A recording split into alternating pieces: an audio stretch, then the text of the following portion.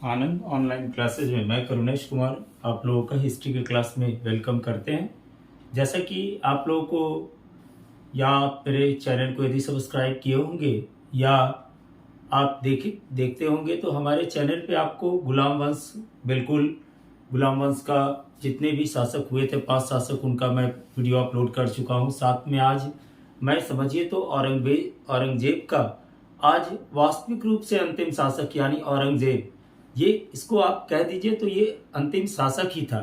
इसके बाद औरंगजेब के बाद मुगल वंश बिल्कुल इधर उधर अपने में ही, उसके जितने भी आपको औरंगजेब के लड़के लोग जो थे वो अपने संपत्ति के बीच में, अपने राजे महाराजे के बीच में यानी अपने साम्राज्य की लड़ाई में लड़ करके इन्होंने धीरे धीरे करके मुगल वंश विनाश हो गया था। जो धीरे धीरे चलता हुआ छोटे छोटे क्षेत्रों में बढ़ता हुआ वो जाकर के बहुत छोटे से भाग में साम्राज्य करता हुआ नजर आया था 1857 ईस्वी तक। तो सवाल है कि औरंगजेब कैसा आदमी था। एक क्वेश्चन बहुत फंडामेंटल आपके मन में पहले ही आता है जैसे ही मुगल वंश के बारे में जानने की इच्छा होती है या मुगल वंश चैप्टर को हम लोग पढ़ते हैं तो उसी समय हमारे मन में दो शासक का नाम जरूर आता है। पहला एक अकबर और दूसरा एक औरंगजेब।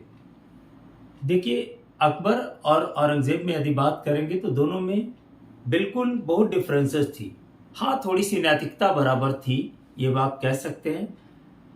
औरंगजेब में एक खराबी था कि ये आपका सिर्फ एक कट्टर मुसलमान था, कट्टर सुन्नी मुसलमान था। यानी ये कह दे कि कट्टर सुन्नी मुसलमान था तो कहना गलत होगा। यानी वो एक तरह से अपने आप को कट्टरता के स्वभाव वाला प्रकृति का व्यक्ति था, क्योंकि कोई भी धर्म किसी धर्म के प्रति कट्टरता करने के लिए नहीं कहता है। यदि कोई आदमी किसी धर्म को कर रहा है या किसी धर्म को अपने पास बुला रहा है, कह रहा है कि आओ हमारे धर्म को बन जाओ, और उसकी कट्टरता से कर रहा है, यानी वो धर्म जिस धर्म में बुला रहा है वो धर्म भी ठीक नहीं है और उस धर्म में कोई भी व्यक्ति जा नहीं सकता है।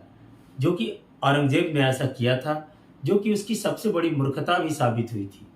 उसकी ये भी मूर्खता थी जिसके कारण वो 25 वर्ष, जो पूरे 50 वर्ष का शासन काल चलाया, उसमें 25 वर्ष तो उसने ठीक से शासन काल किया, लेकिन अंत के 25 वर्ष वो दक्षिण भारत की ओर, जहाँ का वो मतलब सूबेदार था, वहीं जाकर उसने दक्षिण भारत में ही बस गया और दक्षिण भारत में ही लड़ते ही उसकी जीवन बीता।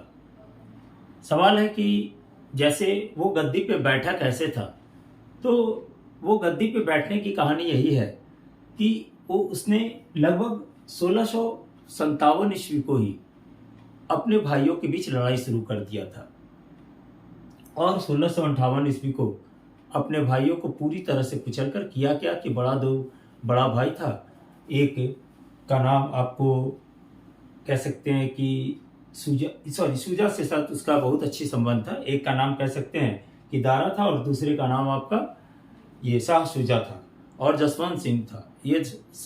हाँ, शाह शुजा था, दारा था और जसवंत सिंह था। इसने क्या किया, दारा शाह शुजा को मार दिया, मतलब युद्ध लड़ करके। पहले तो इसने अपने पिता को ही बंदी बनाया, बंदी बनाने के बाद अपने राजगद्दी को लेने के लिए इसने अपने 2 भाइयों को मार दिया और तीसरे को जो शुजा था वो थोड़ा सा सज्जन आदमी था, यानी सज्जन भाई में था, तो उसको भी इसने धोखे से ही मारा। इसको बोला कि चले जाओ तुम ये मक्का और हज चले जाओ और वहां से हज करके आना, लेकिन वहां उधर गया और उसे उधर ही उसको मरवा दिया और फिर ये राजगद्दी पर 1658 ईस्वी को बैठा था। तो कहने का मतलब ये हुआ कि इसके पिता का नाम भी क्या था, तो शाहजहां था। ये तो आप लोग को पता ही होगा। शाहजहां के 4 पुत्र हुए थे, इसमें से ये तीसरे नंबर का पुत्र था। औरंगजेब जो था वो तीसरे नंबर का पुत्र था।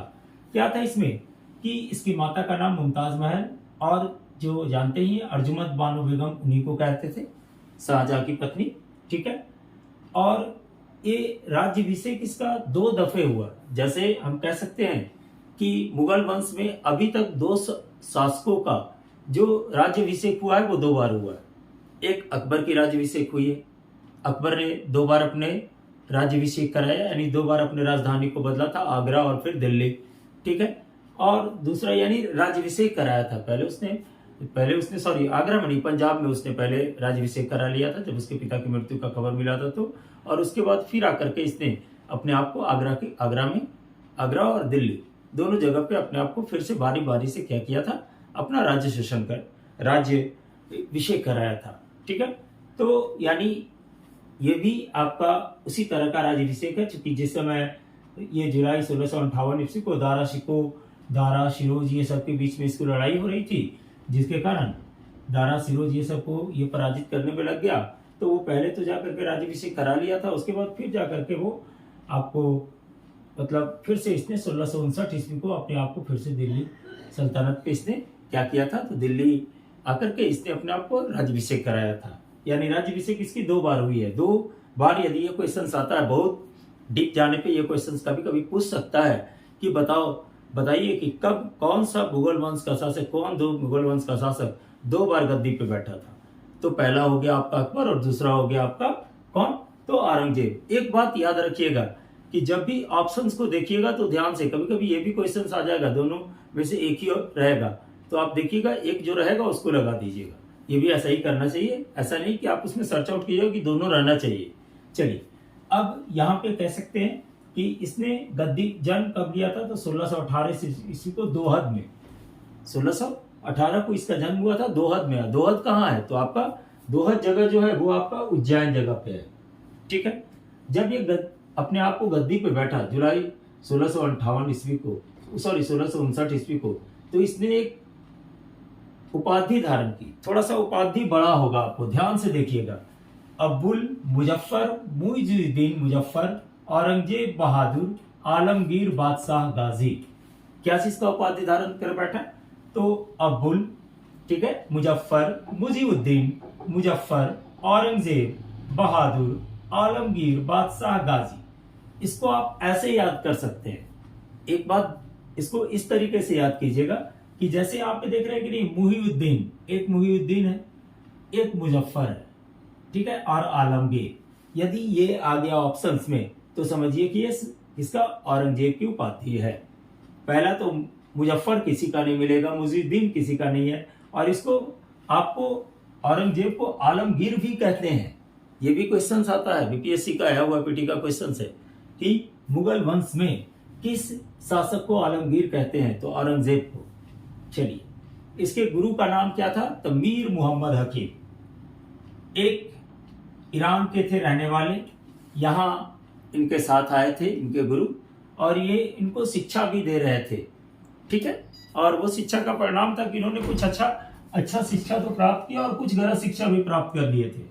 ठीक है, दूसरी बात कर रहे हैं, उनकी पत्नी का नाम क्या था, तो रबिया उदरानी या दिलदास बानो बेगम, इसकी पत्नी का नाम था। अब देखिए, इस मामले में औरंगजेब एक अच्छा आदमी कह सकते हैं। उसके पास किसी तरह का कोई नशा नहीं था, ना वो शराब का सेवन करता था, ना किसी तरह का किसी तरह का उसके पास दारू का नशा, किसी तरह का कोई भी उसके पास नशा नहीं था। साथ में वो एक वेल कैरेक्टर का भी आदमी था, ये भी सूचित होता है। उसकी मकसद सिर्फ इस्लाम धर्म को फैलाना था, इसीलिए वो कट्टर हुआ था। नहीं तो यदि इस्लाम धर्म को फैलाना, इस्लाम धर्म भारत में फैला रहता तो वो कट्टर कभी नहीं रहता। समझ रहे हैं बात को? इसीलिए उसने हिंदू धर्म के प्रति भी खराब भावना रखी, क्योंकि वो चाह रहा था कि इस्लाम को बढ़ाए, और इसीलिए उसने लोगों पे प्रेशर भी डाला कि तुम इस्लाम मानो। समझ रहे हैं बात को ना? हाँ, तो ये बात यहाँ पे सोई हुआ। इसने जितने भी मुगल वंश का शासक को देखिएगा, वो सब 2, 3, 4 शादियां किए हैं, लेकिन ये एक ऐसा शासक था जो एक ही शादी किया है। ये भी एक अच्छा क्वेश्चन है, जो किससे किया था, तो रबिया उदरानी या दिलदास बानो बेगम, एक सामान्य महिला, कोई ऐसा नहीं कि किसी राजे घराने से ये बिलोंग्स करती थी, साधारण महिला थी, और साधारण इसकी सुंदरता को देख करके इसने शादी किया था। और कहा जाता है कि इसका एक संबंध एक वैश्या के साथ भी था। ठीक है, लेकिन वैसी संबंध नहीं थी जो होती है देखने वाली सो, उस तरह का संबंध इसके साथ वैश्या के साथ था, ऐसा कहा जाता है। कुछ इतिहासकार ऐसा कहते हैं, लेकिन ऐसा प्रतीत तो होता नहीं है। जिस तरह का इसने अपने आप को वेल कैरेक्टर बनाकर रखा था, वैसा प्रतीत नहीं होता कि औरंगजेब किसी तरह का कोई खराब प्रकृति था, क्योंकि वो पहला उसका अच्छाई नजर आ रहा है यहाँ पे कि जितने भी मुगल वंश के शासक हुए थे वो 2 या 3 शादियां जरूर किए थे। ठीक है, लेकिन औरंगजेब ही एक ऐसा मुगल वंश का शासक था जिसने सिर्फ एक विवाह किया था। चलिए, अब कह सकते हैं कि जब ये मरा कब, तो मृत्यु इसकी हुई है दक्षिण भारत में, जहां था गया था वहीं इसकी मृत्यु भी हुआ। और 25 वर्ष, बहुत दयनीय मृत्यु, खुद नेचुरल डेथ दौलताबाद में हुआ था, दक्षिण भारत में पड़ता है, जो महाराष्ट्र में अभी है। ठीक है, महाराष्ट्र में ये अभी है 1707 ईस्वी को। अब आपसे एक बार पूछा जाएगा कि इसने खुद को क्या बोला था, तो ये अपने जीवन काल में ही बोला था कि हमें किसी तरह का कोई मतलब मरने के बाद हमारा कोई भी काम नहीं होना चाहिए। कहने का मतलब क्या बोला इसने, तो बोला था कि हमें ऐसा कोई भी स्मारक हमारे नाम पे नहीं बनाया जाए, कोई भी जगह ना किया जाए कि हमें दुख पहुंचे, आप लोग हमें एक शांति जगह पे दफना दीजिएगा। इसने अपने पहले ही लिखे हुए पीछे लोगों को कहा था, जिसको कि दफनाया कहा गया, तो औरंगजेब को दफनाया गया था जैन उल हक सूफी संत के मजार, एक सूफी संत मजार था जैन उल हक के पास दफनाया गया, जो कि आपका दौलताबाद के पास ही है। दौलताबाद यानी अभी महाराष्ट्र में है। ठीक है, सूफी उनको संत का मजार भी कहते हैं, वहाँ लोग बहुत पूजा पाठ करने जाते हैं, बहुत धर्म का जगह है, कहा जाता है कि वहाँ जो मान्यता मानी जाती है वो सत्य हो जाता है।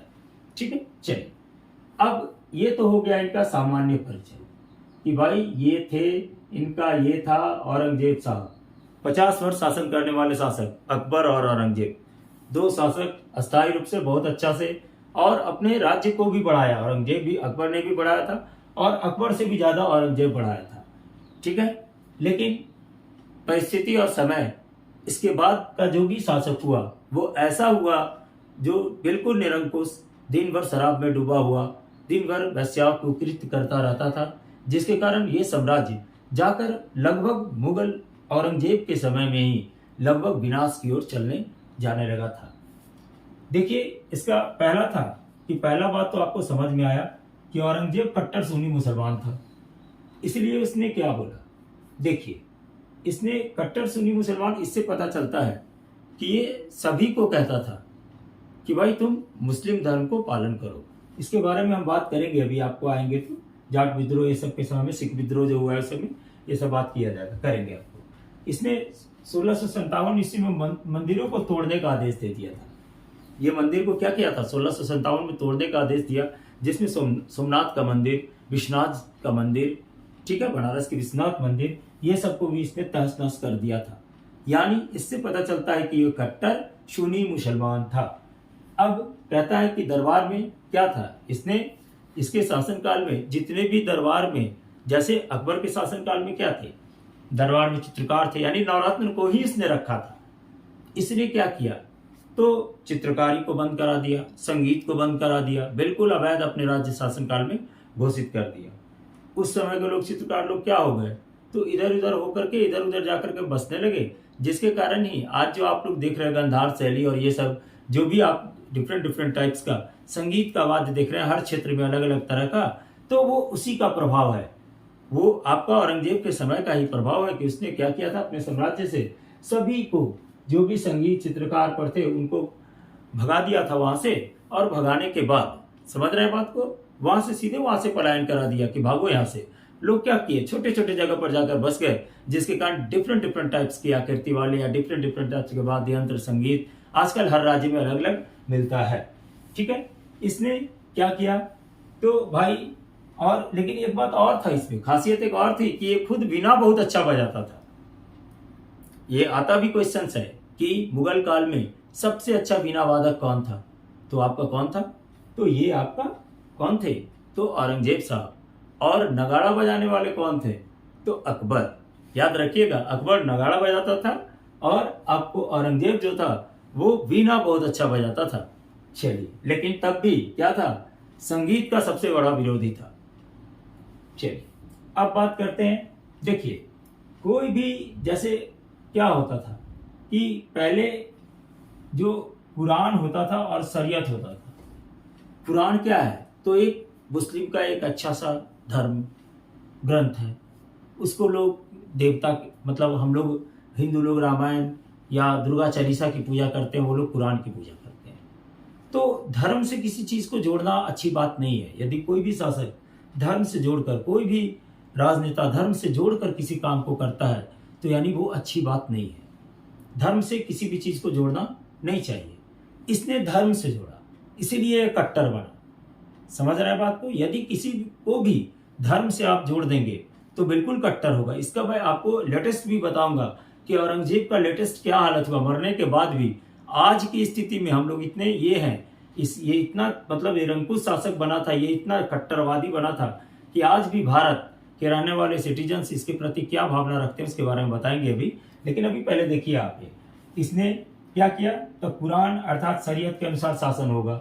लेकिन कुरान तो ये नहीं कहता है किसी को मौत दे दो, कुरान तो ये नहीं कहता है कि किसी धर्म को बदल दो, कभी नहीं ये सब बात बोलता है। कि कुरान ये भी नहीं कहता है कि कोई धर्म है, धर्म कुछ नहीं होता है। धर्म क्या है? मानवता एक धर्म है आपकी। आप कुरान की बात कर रहे हैं, कुरान क्या है? तो कुरान एक धर्म इसलिए मान रहे हैं क्योंकि इसमें अच्छी बात है। रामायण को इसलिए अच्छी मानते हैं ग्रंथ हम लोग क्योंकि इसमें अच्छी बात है। बाइबल को इसलिए मान रहे हैं क्योंकि इसमें अच्छी बात है। तो वही बात है, इसमें सही सुनता नहीं था, अकबर में सही सुनता था। इसलिए ये भी कहा जा सकता है कि अकबर एक अच्छा शासक था, इससे अच्छा था। चलिए, इसने अकबर का जितना किया हुआ काम था सबको अवैध घोषित किया। क्या किया भाई? तो नवरोज त्योहार को बंद करा दिया, झरोखा दर्शन को बंद कर दिया, जो राजे महाराजे का होता था। तुलादान अकबर चलाया था इसको। तुलादान कहने का मतलब क्या? तो जैसे हर साल क्या होती थी कि राजा के बराबर सोना को तौलकर, सोना चांदी जवाहरात हीरे जवाहरात जितने होते थे सक्षम के अनुसार तौल करके गरीबों में बांटा जाता था। इसने क्या किया इसको? तो इसने ये सबको बंद कर दिया। और राजपूत शासक लोग आते थे राज दरबार में तो उन्हें तिलक लगाई जाती थी, और वो अकबर के समय से ये प्रथा चल रहा था। इसने उस प्रथा को भी बंद कर दिया, यानी राजपूतों को बिल्कुल खफा करने का इसने सोच लिया था। इसने सिजदा एवं पाबोस, ये तो पता ही है सिजदा क्या होता है। सिजदा क्या होता है? घुटने के बल पे यदि आप किसी से कुछ मांग रहे हैं या आशीर्वाद लेना, पहले से राजा से होता था कि घुटनों के बल पे आशीर्वाद लेते थे, तो उस प्रथा को सिजदा कहते थे। और यदि पैर झुकाकर, सिर झुका करके सिर यदि पैर में सटाकर आशीर्वाद लेते थे तो उसको पावोस करते थे, जिसको भी इसने बंद किया। ये एक अच्छा नियम का अच्छा नियम करता नजर आया यहाँ पे, है कि नहीं? ठीक है। इसने होली जैसे त्योहार को भी बंद कर दिया।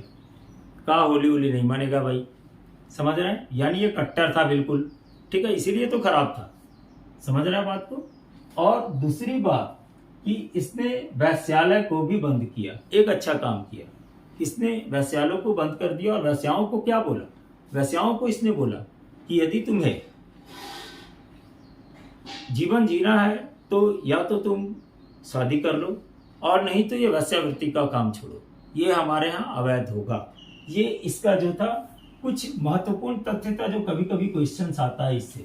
तुलादान क्या है? तुलादान किसके शासनकाल में बंद किया गया? तुलादान किसके शासनकाल में शुरू किया गया? तो अकबर के शासनकाल में शुरू हुआ था और बंद हुआ जाकर के आपको जहांगीर, ये औरंगजेब, ये सब बंद किया।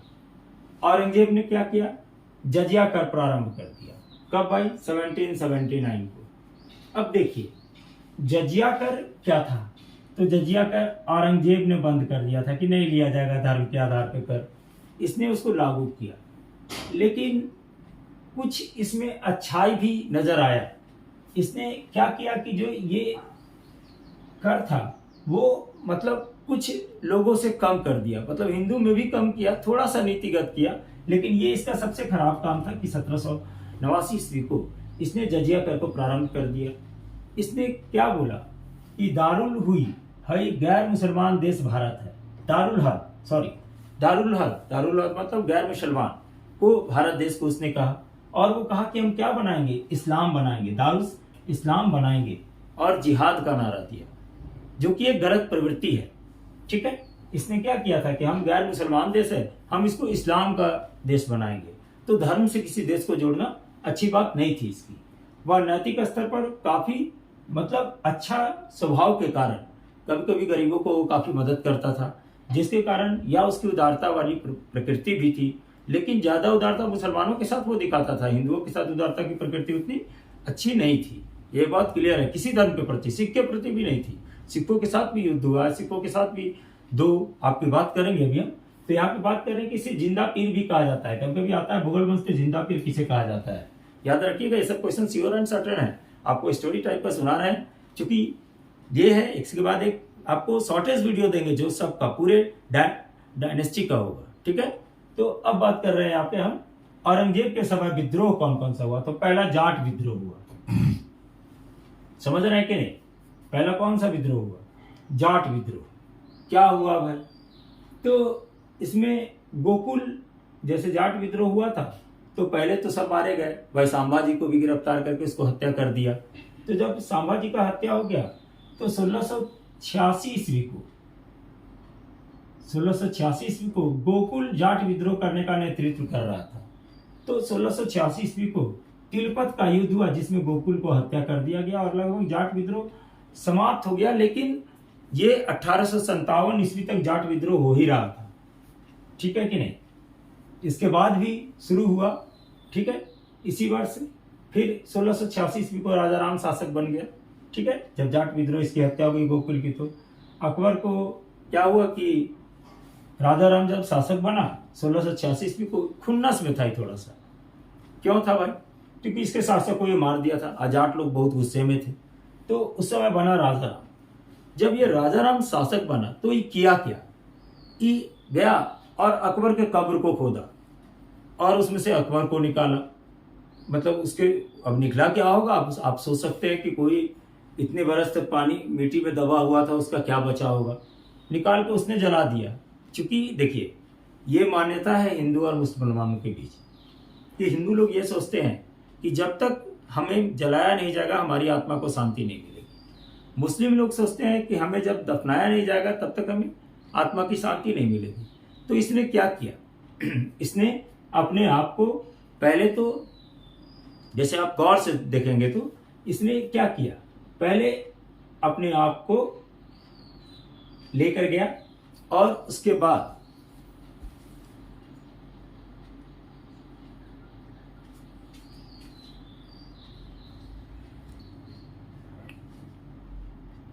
चलिए क्या किया इसने कि जैसे 1686 ईस्वी को राजा राम शासक बना और अकबर को निकाल करके और उसको क्या कर दिया, ले जा करके जला दिया। अब मुसलमान अकबर को ये औरंगजेब इस बात को सुना, औरंगजेब तुरंत खुन्नस में आया कि अरे हमारे बाबा को ले जा करके परबाबा को ले जाके जला दिया। ये क्या किया इसके बाद ही गया और राजा राम को पहले तो युद्ध लड़ा और राजा राम को हत्या कर दिया, ठीक है। और इस तरह से जाट का विद्रोह लगभग समाप्त हो गया। लेकिन धीरे धीरे जाट कभी रुके नहीं, 1707 ईस्वी तक इसके मरने तक लड़ते रहे और वो तो आगे तक बढ़े हैं, लेकिन वो मरने तक तो 1707 ईस्वी तक ये विद्रोह करते रहे थे जाट लोग। अब सिख विद्रोह, देखिए आपसे एक क्वेश्चन से भी पूछा जा सकता है कि सिख कौन दो सिख मारे गए थे आपको। तो देखिए एक सिख जो थे वो आपके गुरु अर्जुन देव थे, 5वें जो सिख गुरु थे, ठीक है। और एक थे आपके अर्जुन देव, 5वें गुरु जहांगीर के काल में मारे गए थे, ठीक है। 5वें गुरु जहांगीर के काल में अर्जुन देव मारे गए थे। और एक आपके जो 9वें गुरु हैं वो मारे गए कब, तो इस विद्रोह में, सिख विद्रोह में क्या हुआ था इसमें। तो देखिए ये एक धर्म से संबंधित विद्रोह था। औरंगजेब क्या चाहता था कि सबको हम क्या करें, सिख बना दें।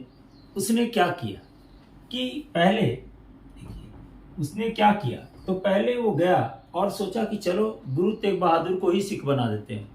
उसके बाद तो पूरा, चूंकि जब गुरु ही सिख बन जाएगा तो जितना भी पीछे का लोग है सब तो मतलब इस्लाम बना जाते हैं, बाकी पीछे का लोग सब तो इस्लाम बन ही जाएगा। तो इसने क्या कर दिया, ये गया और बोला गुरु तेग बहादुर को कि भाई आप इस्लाम बन जाइए, इस्लाम धर्म को पालन कीजिए। गुरु तेग बहादुर बोले ऐसा तो हो नहीं सकता है हमसे, हम भाई सिख हैं और सिख कभी भी क्या नहीं कर सकता है, तो आपको इस्लाम धर्म नहीं पालन कर सकते हैं, हम धर्म नहीं परिवर्तन करेंगे। इस पर इसने क्या किया, गुरु तेग बहादुर को बंदी बना लिया और बंदी बनाकर 5 दिन तक यातना दिया। ऐसा यातना दिया जिसकी व्याख्या नहीं कर सकता है। उस समय का लाभ जो उस समय के इतिहासकार कहते हैं कि वो मरने से भी ज्यादा खतरनाक था, वैसे वैसे यातनाएं दिया और अंत में गुरु तेग बहादुर को गला काट करके मार दिया, सीधा गला काटा था जिंदा, ठीक है। तो यानी ये भी क्वेश्चन आता है कि कौन से सिख गुरु, 2 गुरु को ये मतलब मुगल काल में हत्या की गई थी, तो दो गुरु हो गए। एक हो गए गुरु अर्जुन देव जो जहांगीर के समय में हुए थे, और एक हो गए गुरु तेग बहादुर जो 9वें गुरु थे, और वो 5वें गुरु थे। अब गुरु गोविंद सिंह 10वें गुरु हुए हमारे, ठीक है। उसके बाद वो बने गुरु, उसके बाद अपने नियम कानून को बदल दिए वो, ठीक है। तब तक थोड़ा सा अकबर भी शांत हो गया था। अब एक कहानी और देखिए, फिर ये विद्रोह, मेन विद्रोह उसके साथ में यही हो रहा है, ठीक है। अब राजपूतों का विद्रोह, मारवाड़ एवं मेवाड़ से हमेशा, मतलब पहले तो बहुत, अकबर के काल में राजपूत जो थे अकबर के पूरे सपोर्टर थे, यहाँ तक शाहजहां तक रहे। लेकिन औरंगजेब के नीति के कारण क्या हुआ कि राजपूत वर्ग दुखी रहने लगा। इसका सबसे बड़ा खराब काम क्या था कि इसने मारवाड़ और मेवाड़ को भी मुगल विरोधी बना दिया था, जो कि पहले अकबर के सबसे बड़े वो ये थे, शुभचिंतक थे कह दीजिए साम्राज्य में, छोटे साम्राज्य में। लेकिन इसने क्या किया, मारवाड़ मेवाड़ में युद्ध लड़ा और मारवाड़ और मेवाड़ को अपने में मिला लिया। लेकिन पूरा भाग नहीं मिला सका था, अंशतः भाग को इसने अपने में मिलाया।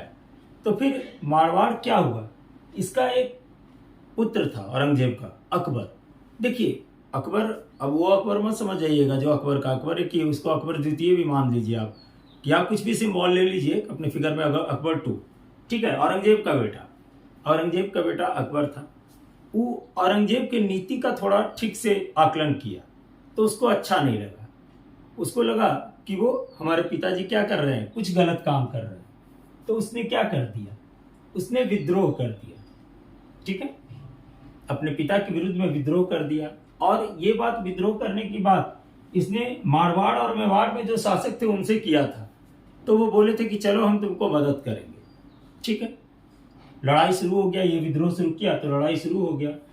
अब ये फिर वहां पर देखा कि इसको मार करके मारवाड़ मेवाड़ को भी पूरी तरह से नष्ट करके उसने अपने मिला लिया।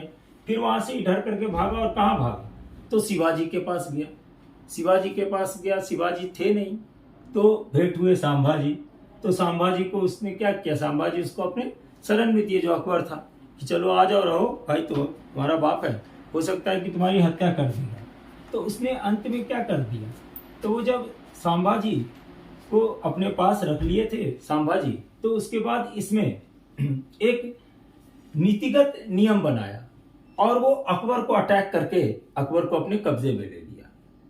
और सॉरी, अकबर को कब्जा में नहीं ले पाया, ये अटैक किया अकबर पे, लेकिन अकबर तेज था, वो भाग गया वहां से। और भाग करके कहाँ चला गया, तो फारस भाग गया और वहीं पे वो रह गया, वहां से लौटकर आया नहीं। ये 1682 ईस्वी को दक्षिण भारत में आया। इसके बाद कौन आया, तो आखिर इसी खुन्नस में, तो इसी जो अकबर ही इसको लाने वाला था, इसका बेटा जो था वही दक्षिण भारत में इसको लाने वाला था। ये 1682 में दक्षिण भारत आया कि उसका बेटा चूंकि क्या कर दिया था, तो मेवाड़ और मुगल के विरोध में क्या कर दिया था, आवाज उठा दिया था। और मतलब सॉरी, आपको मुगलों के विरोध में, यानी औरंगजेब के विरुद्ध में क्या किया था, आवाज उठा दिया, जिसके कारण वो यहाँ चला आया। और यहाँ आने के बाद क्या किया, दक्षिण भारत में पहले तो अकबर तो भाग गया यहाँ से, लेकिन उसको पता चल गया था औरंगजेब को कि अकबर को मदद करने वाला कौन है, तो संभाजी है।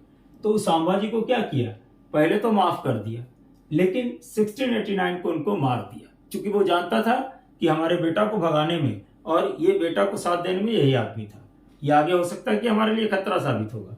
इसलिए 1689 को उसको क्या कर दिया, मार दिया। एवं पुत्र जो था, उनके पुत्र को, संभाजी के पुत्र साहू को गिरफ्तार करके ले लिया, अपने कस्टडी में, जेल में डाल दिया।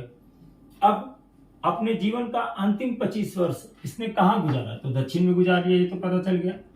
अब इसमें क्या क्या किया, जब दक्षिण भारत में हो गया तो पहले बीजापुर को 1686 में अपने कब्जे में किया, वहां साम्राज्य किया। गोलकुंडा को 1687 में अपने साम्राज्य में मिलाया, और मराठा से तो इसका संघर्ष चलता ही रहा, ठीक है। छोटा मोटा संघर्ष हमेशा होता रहा, यही इसकी कहानी है आपको। अब देखिए इससे कुछ इंपॉर्टेंट काम भी, जैसे इसने पत्नी की याद में, जब पत्नी की मृत्यु हो गई तो पत्नी की याद में 1678 से 89 ईस्वी में एक बीवी का मकबरा बनाया, जो कहाँ पे, औरंगाबाद में। जनरली क्वेश्चन आता है कि बीवी का मकबरा किसने बनवाया, बीवी की मकबरा किसके याद में बनाया गया, समझ रहे हैं, तो याद रखिएगा। जनरली आता है अर्जुमंद